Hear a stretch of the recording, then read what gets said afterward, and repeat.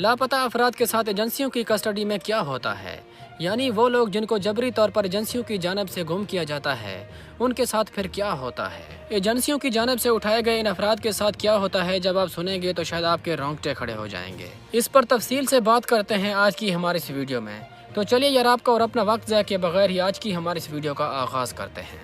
عالم زیب محسود نامی ایک مصنف نے اپنی ایک کتاب میں اس کی تفصیل لکھی ہے اور اس کتاب کا ٹائٹل ہے میں ملزم نہیں مدعی ہوں۔ عالم زیب محسود نامی یہ مصنف اپنی کتاب میں ملزم نہیں مدعی ہوں کے اندر لکھتا ہے کہ یہ سال 2016 کی بات تھی کہ جب میں کسی کام کے سلسلے میں گھر سے نکلا ہوا تھا تو مجھے کسی دوست کی کال آئی اور پوچھا کہاں پر ہو۔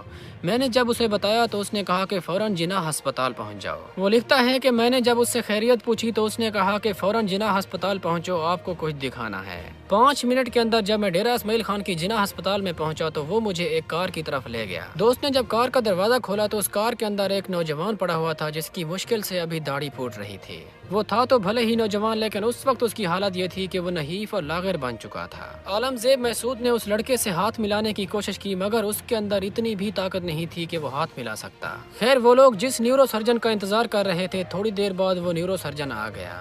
خیر اس نیورو سرجن نے جب اس لڑکے کا معائنہ کیا تو اس نے کہا کہ فوج کو کہتے کہ اس کو ڈال کر جاتے کیونکہ اب اس کے ساتھ یہی کرنا باقی رہ گیا تھا، باقی سب کچھ تو تم لوگ کر چکے ہو۔ عالم زیب محسود یہ کہتا ہے کہ جب نیورو سرجن نے یہ الفاظ کہے تو میں فوراً سمجھ گیا تھا کہ یہ کہیں نہ کہیں لاپتہ افراد کا معاملہ ہے۔ خیر وہ لڑکا اپنی گردن سے نیچے کچھ بھی محسوس نہیں کر سکتا تھا۔